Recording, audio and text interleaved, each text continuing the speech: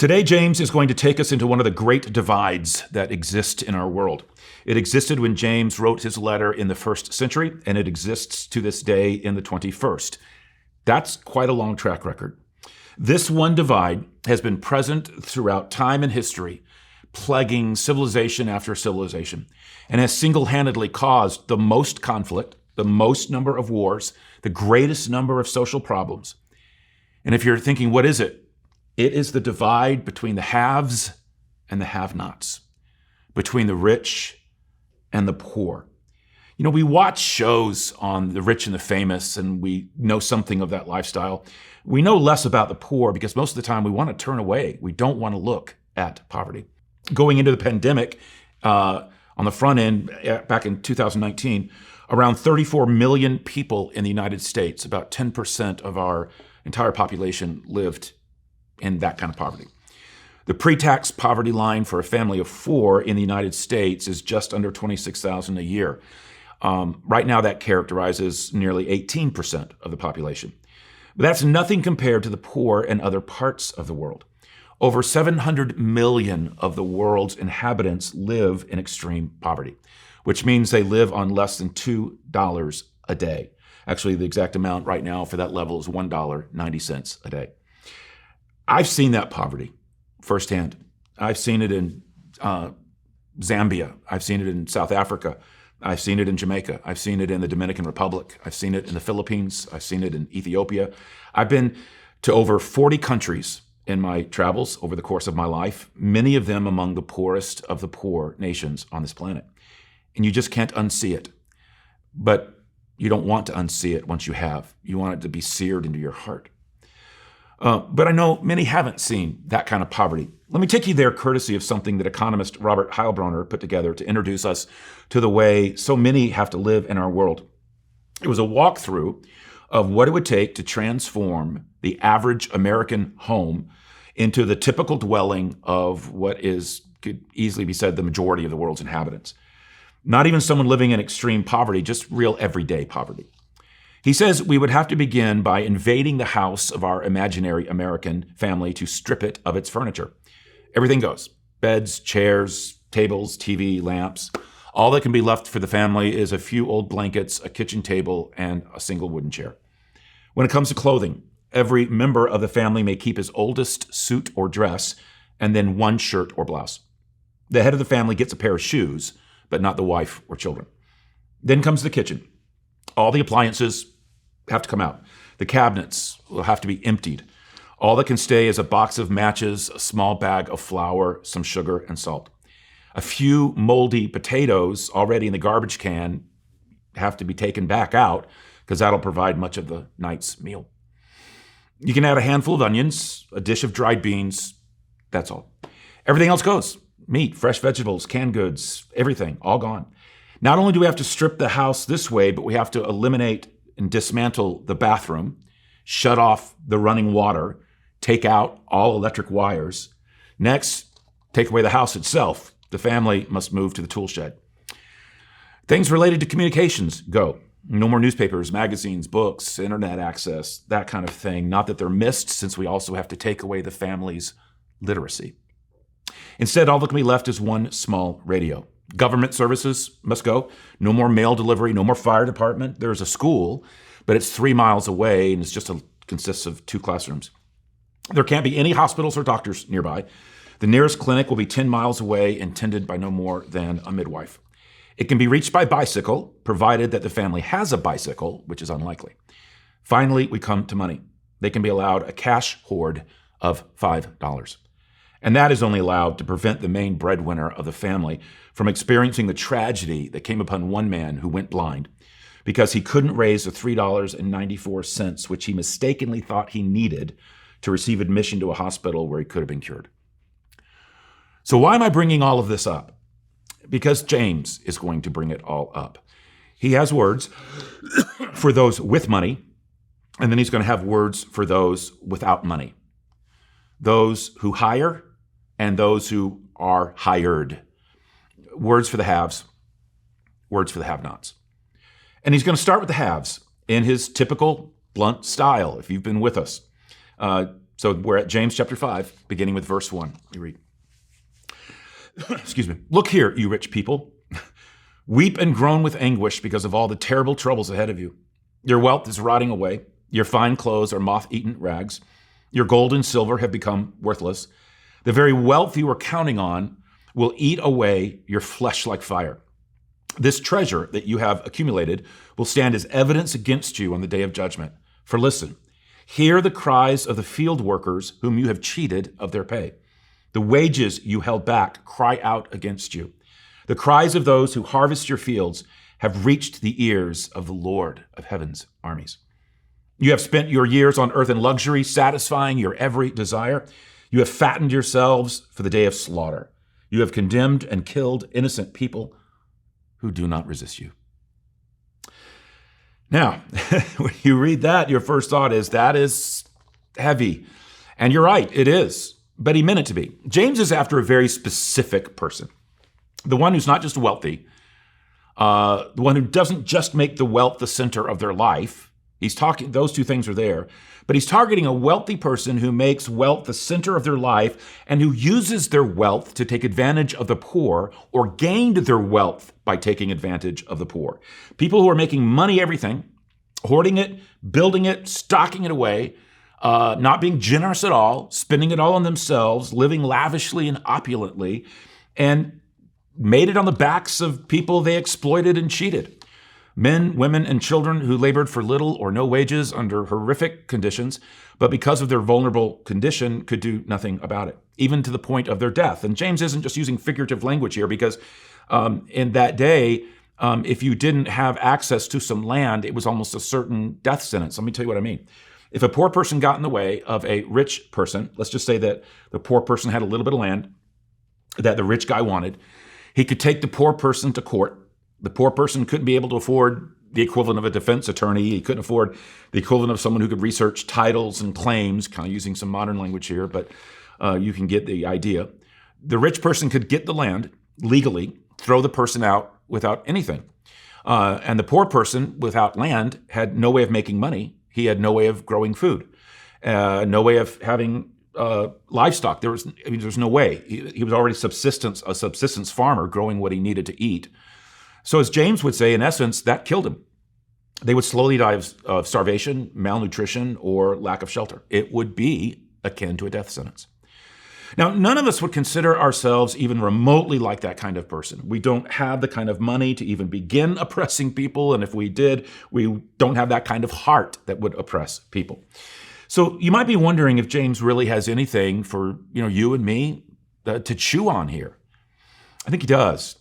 There are two challenges in his words that were directed for the oppressing, ruthless rich that I think would apply to any of us. I'll own that it applies to me. The first is to realize that wealth is not going to do us any good in the life to come if we just hoard it for ourselves or use it for ourselves in the life that is.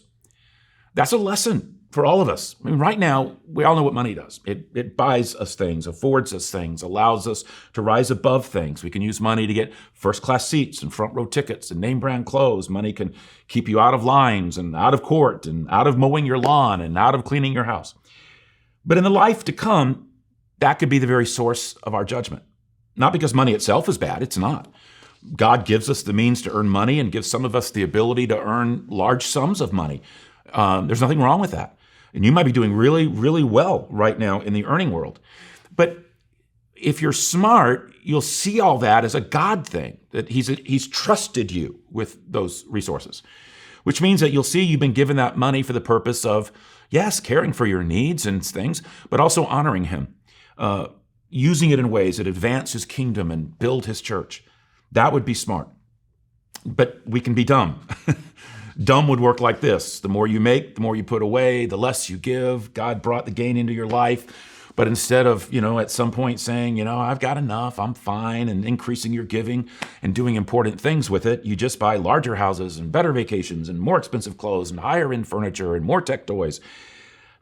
I find that to be the temptation. We tend to live to the level we make. And if our income trends up, we just let our lifestyle trend right up with it. And I think all of us have a tendency to do that. Why? We need to guard our heart against an endless cycle of that. But I mentioned that there were two challenges James has here that I think are for all of us. If the first is to realize that wealth is not going to do any of us good in the life to come if we just hoard it for ourselves and use it for ourselves. The second challenge is that we must be just in our financial dealings with other people. If we owe someone, we need to pay them what we owe. If we employ someone, it should be for a fair and just wage, and they should be treated with dignity and value. If we are ever in a position of influence, of authority, of oversight, it's to be exercised in a way that tries to give instead of just take.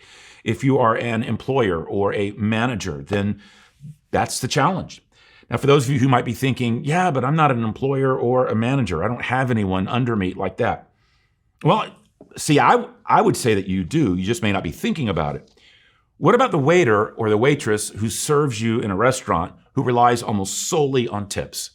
For that hour or whatever length of time you're there, they're under your employ. And they're subject to how you treat them and value them and pay them. Do you have anybody mowing your lawn? How about a maid service? What about the person who delivers your newspaper or delivers a pizza, a babysitter? Most of us have a chance to do right by someone under our employ. But what about the people now on the other side of things? We've looked at what James has to say to the haves. What about the have-nots? What does James have to say to them? Or more to the point, to us, because who hasn't been a have-not? Really, most of us have felt what that's like, to not have much money, to maybe not have a job or be between jobs, to suffer, to be deprived, to be alone, to be victimized, to be without power, without means, without connections.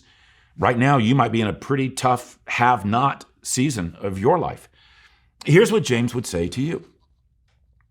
Dear brothers and sisters, be patient as you wait for the Lord's return. Consider the farmers who patiently wait for the rains in the fall and in the spring. They eagerly look for the valuable harvest to ripen. You too must be patient. Take courage, for the coming of the Lord is near. Don't grumble about each other, brothers and sisters, or you will be judged. For look, the judge is standing at the door. Now, what does James have to say to the have-nots? Patiently persevere. Most of us know what patience is about. It's waiting, it's enduring without complaining or whining. James isn't after patience in general. Let's remember the context. He's just set up the divide between the haves and the have-nots. That's not a short-term deal. That's usually a lifelong scenario.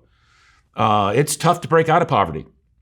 It's one thing to have patience for a temporary roadblock on a project at work, a crying child, a backed up traffic.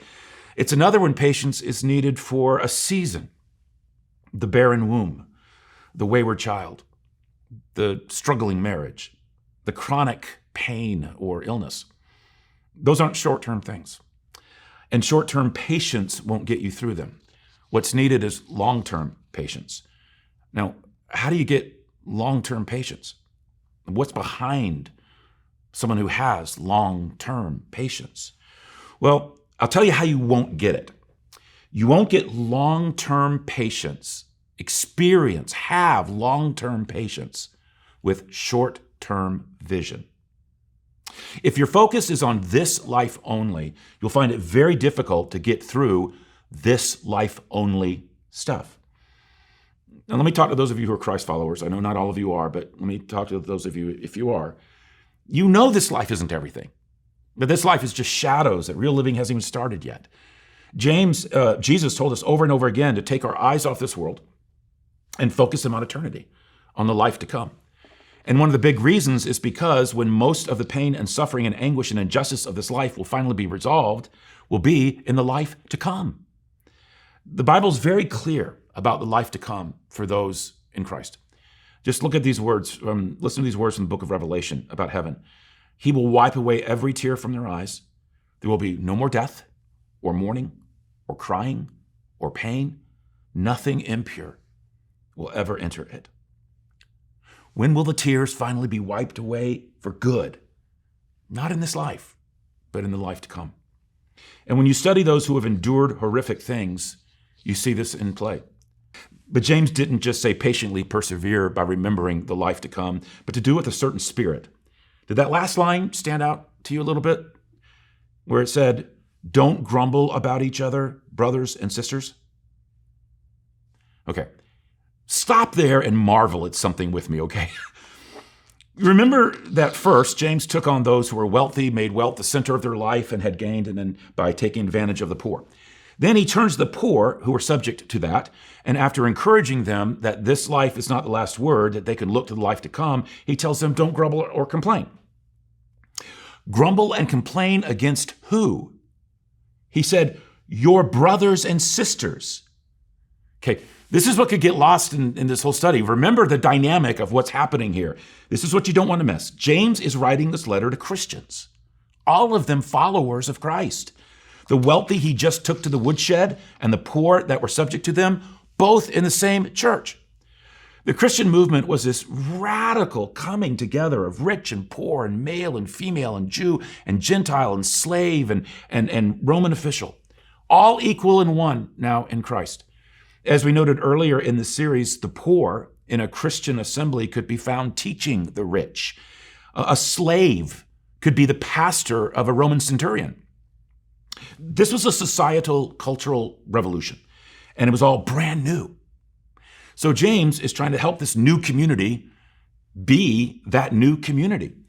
So everything we've read today, everything throughout the entire letter of James, everything he has tried to sort out, every type of person he has taken to task, confront, challenge, it was all in the context of existing Christian communities. And you want some more drama? When a letter like this would come to a church, it was held until everybody could assemble, and often as part of their regular worship gathering, and then it would be read aloud to everyone at once. Now think about that with some of the things that we've gone over in this series that James wrote, and imagine this room full of people that this was all being read to simultaneously. My dear brothers and sisters, how can you claim to have faith in our glorious Lord Jesus Christ if you favor some people over others? For example, suppose someone comes into your meeting dressed in fancy clothes and expensive jewelry, and another comes in who is poor and dressed in dirty clothes. And I imagine, right there in that room, you probably have the people in the fancy clothes and the people in the rags. If you give special attention and a good seat to the rich person, but you say to the poor one, you can stand over there or else sit on the floor, doesn't this discrimination show that your judgments are guided by evil motives? Another, what is causing the quarrels and fights among you? Don't they come from the evil desires at war within you? You want what you don't have, so you scheme and kill to get it. You're jealous of what others have, but you can't get it, so you fight and wage war to take it away from them. Don't speak evil against each other, dear brothers and sisters. Don't criticize and judge each other. What right do you have to judge your neighbor? And then what we read today. Look here, you rich people. Hear the cries of the field workers whom you have cheated of their pay. The wages you held back cry out against you. And then to those who've been subject to that, don't grumble about each other, brothers and sisters, or you will be judged. That would make for kind of an awkward meeting. But it also is the anvil on which authentic Christian community was forged. And it was the catalyst for Christianity spreading like wildfire throughout the world. That kind of radical community where those kinds of things were straightened out, put down, appropriately condemned when need be. By 100 AD, for example, there were around 7,500 followers of Jesus. By the mid-300s, over 30 million called themselves followers of Christ. Why? Why did it spread so fast? One of the reasons was letters like this that we've been working through and how radical a vision of community it gave. As the 2nd century writer Tertullian noted, the collective awed pagan reaction to the Christian communal life was, see how they love one another.